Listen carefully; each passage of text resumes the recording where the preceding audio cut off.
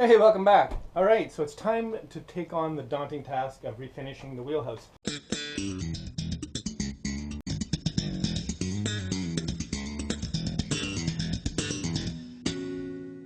I've already done all the scraping, and it went relatively well because that red, whatever it was, poly shades, plastic stuff came off pretty well. You saw how that went.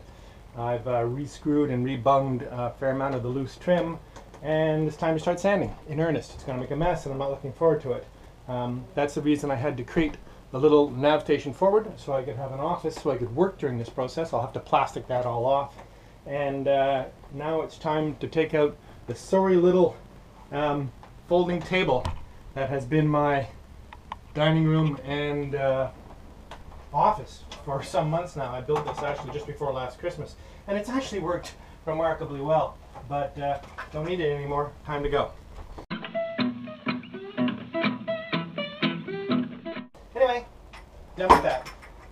Okay, back to scraping varnish. This is that plasticky stain and varnish in one that's been all over the inside of the boat. This is one of the forward companionway doors down into the forecastle, and I'm going to start scraping it today. I'm a huge fan, I may have mentioned it before, of these Bahco, B-A-H-C-O, I don't know how to pronounce it, scrapers.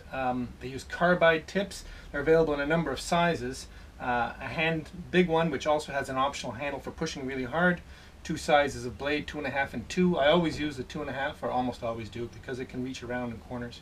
Also the small one with triangulars, as well as you can get a one with a round nose on it, and probably a couple other shapes. These are amazing scrapers. I can't imagine using the old style Richards scrapers and continuously sharpening them after every 2 or 3 strokes.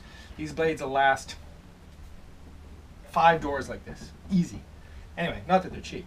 I buy them in Canada, at least, at Lee Valley. Not every hardware store can get these things, and I wouldn't know where to get them in the States and such, but you can certainly buy them online. Anyway, they're awesome. Watch how they take off paint. Just like it's quicker than putting it on. Awesome. I believe that is an original door, an original mahogany. I'll know more about it when I get it sanded and cleaned up a bit. They seem light for mahogany, but of course they're very old and relatively thin, so I'll know more about that as I move on. Anyway, you don't watch this whole thing. I'll let you know as I get done. Cheers.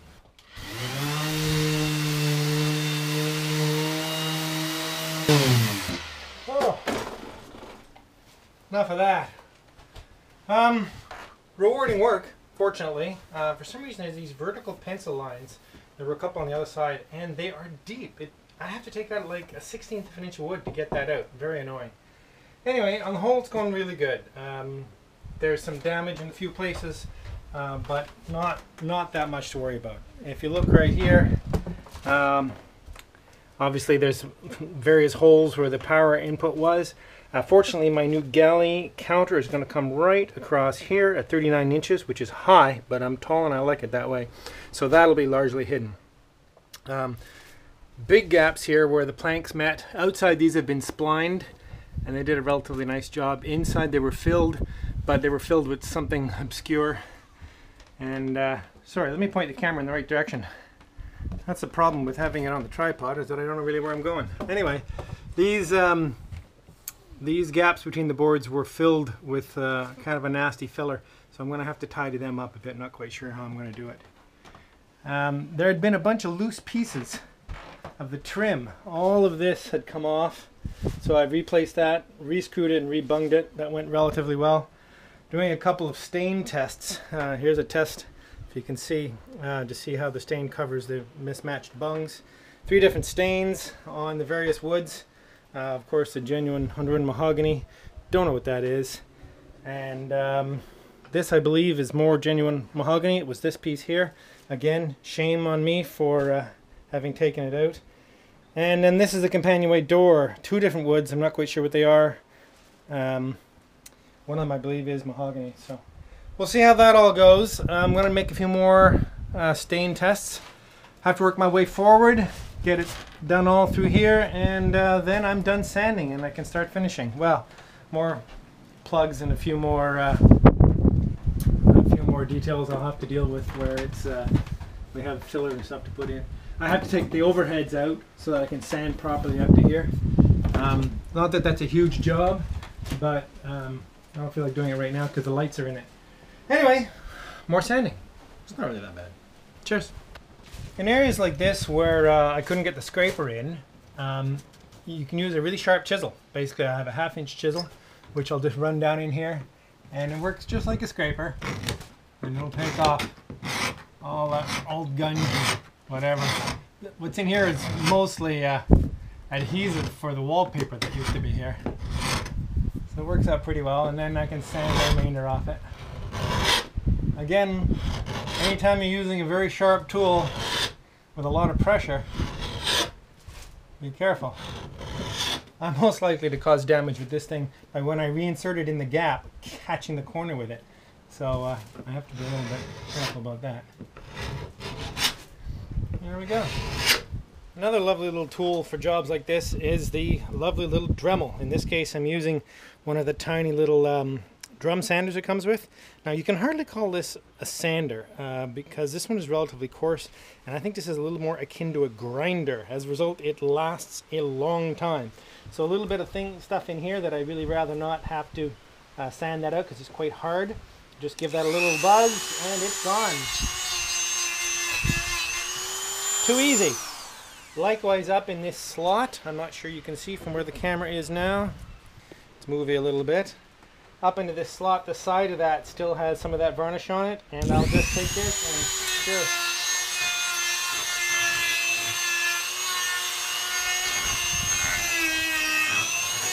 Fantastic. One of the reasons this is relatively safe to use is if you can see very closely the screw that adjusts, that basically expands the little rubber mandrel in there to hold the drum, is slightly proud of the edge of the disc, so it actually acts like basically a guide, and it just harmlessly runs against the inside wood there, and the sandpaper can get very, very close to the corner. What it misses out, I can catch that with sandpaper or a knife. Anyway, super tool for this work. Alright, so I mentioned I had a bit of a problem in the old plank seams that I've opened up and have been filled and have opened and in kind of a mess. Again, I mentioned outside they've been splined and they did an okay job. Inside it was, full of filler. Some of it is quite hard to deal with, and it's left quite a jagged edge. So what I'm going to do, I'm going to take my handy dandy fine tool, one of my favorite tools, and I'm going to just slowly try to carve out a nice straight slot that I'm not attempting to say it'll look like it's a spline, but when I put filler in there, and I bought some filler that's apparently stainable filler, we'll see how that works, it won't look too bad. Again, I can't justify splining this, I don't have time, I'm not going to really worry about that.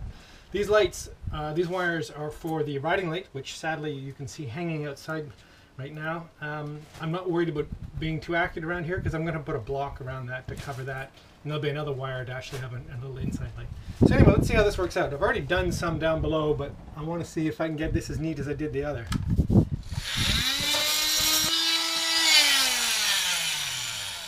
Well, I won't keep at that and bore you too long. You may not be able to see, but I'm actually able to cut quite a neat slot through here. That'll look relatively uniform, and I can get some filler in there. I do have a problem here, and there's a nasty chip. I'm not going to worry about that. In other words, I'm not going to cut the slot wide enough to accommodate that chip. Anyway, I'm quite thrilled about this. I got a few other things I'll have to plug and lots, but on the whole, I'm happy. Cheers. It's absolutely essential that if you're going to sand anywhere near the edge of the glass, instead of the tip here, you got to put some masking tape on the glass to protect the glass from getting scratched up by stray sandpaper. If you can see carefully, you'll see little swirl marks on the outside of the glass, where I wasn't as careful when I was refinishing the outside of the boat. You'd think I'd have known, but maybe it was just my enthusiasm to start getting to work, but I did mess up the glass a little bit. As a result, I have invested in a glass polishing kit, and we'll see how well that works out. I'm not quite sure why, but I absolutely loathe masking. It may be that I'm no good at it, or it's that I'm such a sort of impulsive personality that I like need instant gratification for everything I do, but it's true I'm not particularly good at it, and when I'm painting cars and such, I do it quickly and crudely to get it done. But in this case, it hardly matters because I'm not making a straight edge for paint. I just need to protect the glass, so I'm not worrying about being too accurate here. And when I do varnish here, I will not mask because I'll just let the varnish stick to the glass and then scrape it off. Now, for those of you who have experience with this, you might say, well, that's not a very good idea, Peter. And well, I'd be glad to hear if that's the case, because on the whole, I've had success with that, but we'll see if I'm going to be able to carry on. Anyway, you don't want to watch any more of this. See ya. Okay, so it's time to take the bloody overheads down. These things have annoyed me since I first bought the boat. Okay, let's take some screws out. Don't worry, I'm not going to make you watch all this. Maybe we'll speed it up a little. Are you ready? Here we go!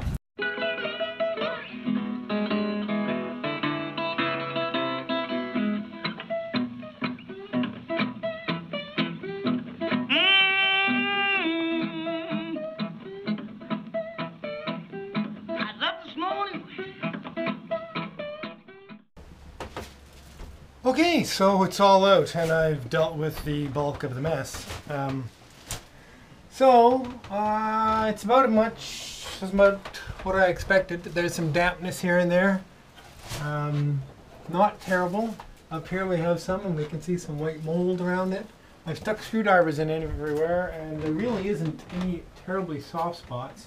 Obviously there was some significant water damage here at one time or some kind of damage, because this is all redone. But other than that, it's actually pretty good. It's a good indication that it needs to be dry though. There's some mold. Have to figure a way to clean that all out.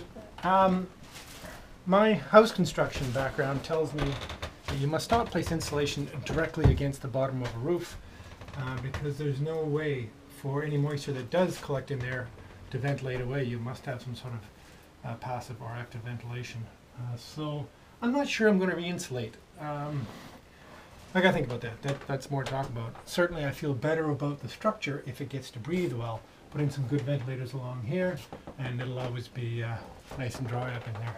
Even if there's tiny pinhole leaks somewhere, it'll dry out very quickly. Alright, so I have to think about that for a little bit. I'm going to call it quits for today after a little more cleanup and ponder on this a bit.